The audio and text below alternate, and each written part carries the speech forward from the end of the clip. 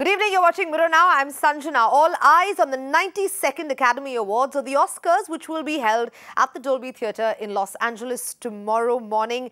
It's going to be at about 6:30 a.m. India time. Now, joining me live from Washington Post is the film critic Anne Hornaday. Good evening, Anne. Thank you so much for joining us on Indian time, particularly. A lot of excitement, even back in India, from Joaquin Phoenix, starrer Joker, to Quentin Tarantino's Once Upon a Time in Hollywood. The movies are going to give a tough competition to each other for the trophy. But let's remember, currently Joker is leading with 11 nominations, followed by 10 nominations, each by The Irishman, Once Upon a Time in Hollywood, and even 1917. So this is really a vast menu that we're actually looking at. But, you know, and let me just get right into it. After Parasite clinched the crown at Cannes, we saw Joker at Venice, Jojo Rabbit taking it away at TIFF. We saw 1917 really become one of the front runners for Best Picture, having already won the accolade at various other appetizer awards. What's your sense? You just laid it out beautifully. You're right. Parasite was sort of the sensation of Cannes, and then we saw Joker take Venice, which was a real surprise.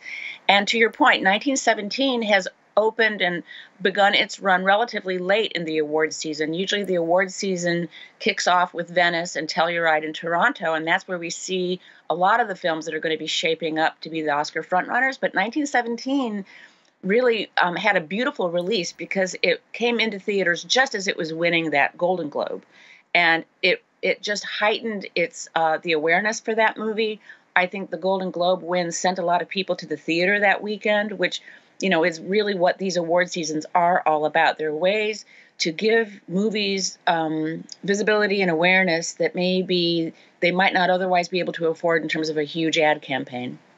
Right. Okay. So, Anne, let's now shift focus to, the acting category, really, because that is also a hot favorite in the Academy Awards. Although, we've seen Joaquin Phoenix, Renée Zellweger, Brad Pitt, Laura Dern. We're seeing pretty much all of them appear to be all but certain locks, if I may, in the acting categories. But there is, of course, hopefully, as even the international audience and viewers are watching, for a potential history-making upset, as momentum has now swung behind the South Korean thriller of Parasite, and some believe that perhaps it has the chance to become the first non-English language film to win Best Picture and maybe even take away the other awards. That's what everybody's watching for. I mean, I think 1917, because it has such a strong run, is still considered the front runner. But if it's going to be upset by anything, it probably would be Parasite. And I will tell you, just anecdotally from my, I go out to LA once in a while, and I've taken a couple of trips out there since Parasite opened. It's beloved within the industry. I mean, I think people have so much respect for the film and so much affection for Bong Joon-ho and what he's done and what he's accomplished that you're right. I mean, I think if there's going to be an upset for Best Picture, or let's look for it and also Best Director, I was sort of thinking that this might be Quentin Tarantino's year, because there's a lot of love for his movie as well, the Once Upon a Time in Hollywood. But it's definitely Bong Joon-ho is what everybody's, we're all watching him very carefully tonight to see what he'll do. And he's also up for, the film is also up for screenplay and editing. So it could, it could make history in lots of different ways tonight.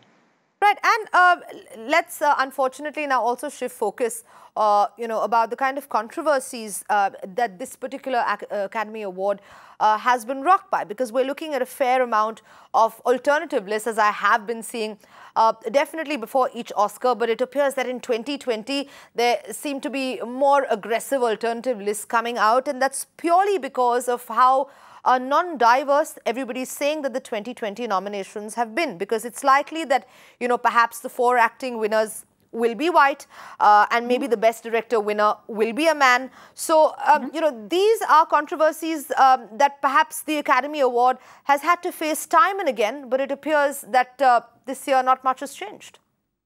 It does appear that way. And it's especially stark, I think, compared to last year when we saw a record number of people of color and women of all races and people from different nationalities up on that stage, not just for the high-profile awards, but they were winning. The composers were winning, and costume designer and production designer.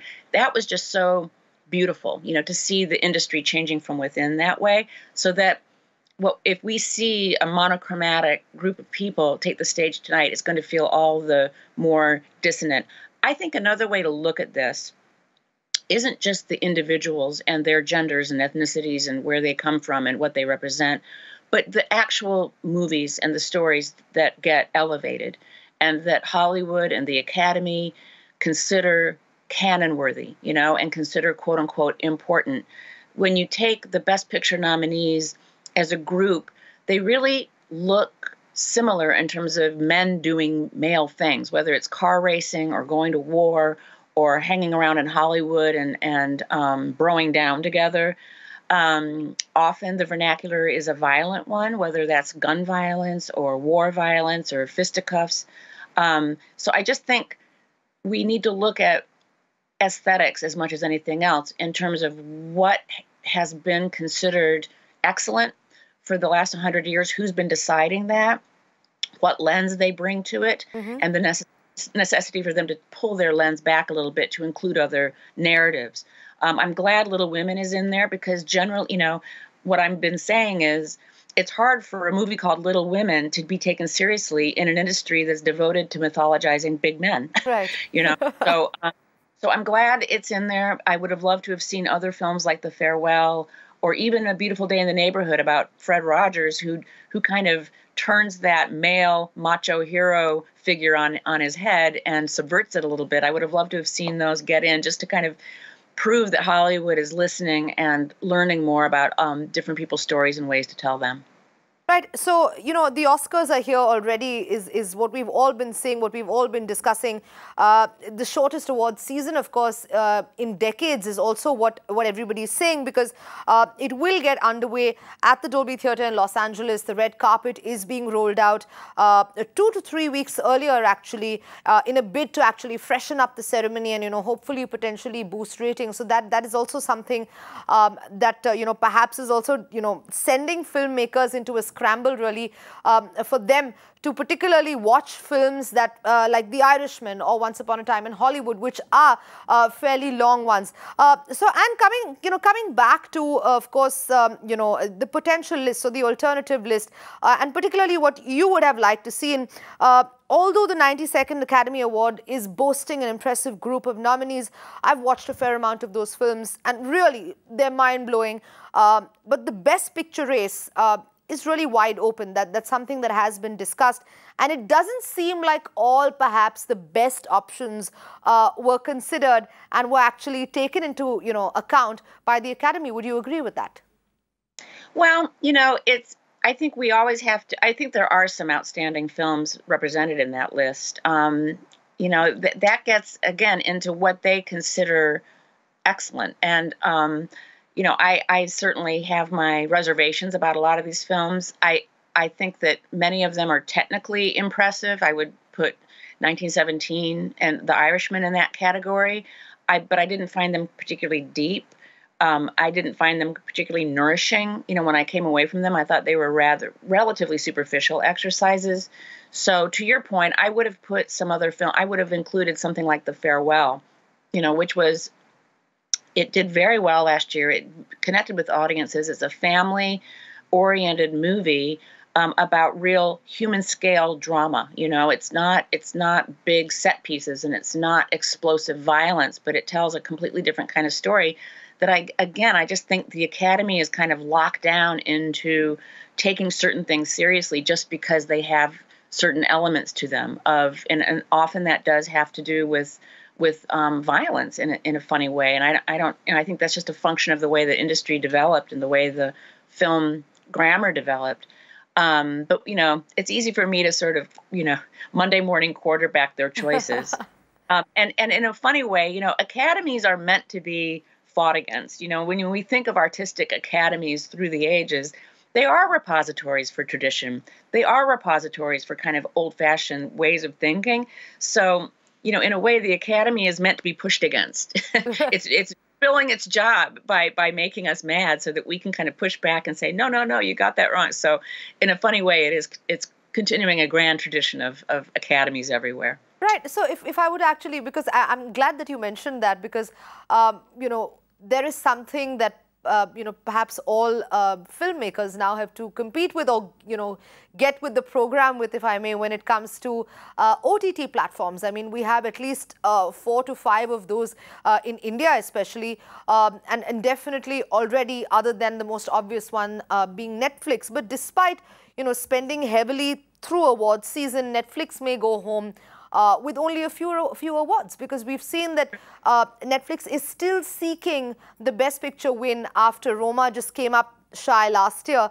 And instead, this year's Oscar favorites, besides, 1 or 2, are largely movies that have been released widely in theaters. They're predominantly featuring male characters. They come from male directors is also something that we're saying. So do you think that perhaps this part is also still steeped in, a very traditional, mold of Hollywood and filmmaking? That could be, although I do think the fact that the Netflix movies have been nominated as much as they have over the last few years tells me that that Hollywood is willing to embrace Netflix to that extent. I mean, I think if they were that paranoid about Netflix and anti-streaming, they wouldn't nominate them at all. Mm-hmm. But I do wonder. I mean, Netflix, it's funny, for a company that's set out to disrupt the movie industry, Netflix is very obvious in its desire to be taken seriously within that industry, and they are campaigning hard and spending a lot of money on those awards. I think that might bespeak their search for legitimacy within the industry, but it's also a signal to filmmakers that they will do that for them. It's kind of, I think, a way for them to tell those directors out there, hey, we'll go to bat for your movie and we'll support you all the way in these campaigns. And, frankly, Netflix was the only place that Scorsese could have made The Irishman, at the price that he needed to do that.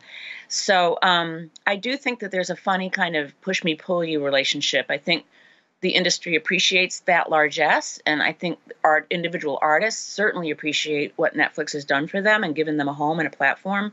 But there is still some skittishness around, things like theatrical windows and how long their movies will play in theaters before going to streaming. I think that's still an ongoing source of some anxiety, and I'm sure that they will eventually, everyone has to evolve a little bit. They're all going to have to just give up a little something to get to a midpoint. But they're here to stay. There's no question about it. Absolutely. And before I let you go, and before all of us are eagerly awaiting, we're all going to have to set our alarms for 6:30 a.m. tomorrow morning. Your set of, or your predictions for best film, best actor, best director, who are you hedging your bets on? I still think 1917 is going to win Best Picture. Mm-hmm. I think Best Director really is a horse race, but I'm just going to say Bong Joon-ho because I think that would be really exciting. So that would be exciting. And then, like you said earlier, the acting categories are pretty locked. I think we're going to see Joaquin Phoenix, Renee Zellweger, Brad Pitt, and Laura Dern. Might I add, all of them very deserving. I mean, just because they're shoo-ins doesn't mean that they're not. These are all really phenomenal performances. So that should be gratifying to see. Right. Anna Hornaday of The Washington Post, thank you so much for joining us this evening. All eyes. Definitely, some of us will be rubbing them sleepily, but we'll be watching on Monday morning at 6:30 a.m. Thank you so much for joining us this evening.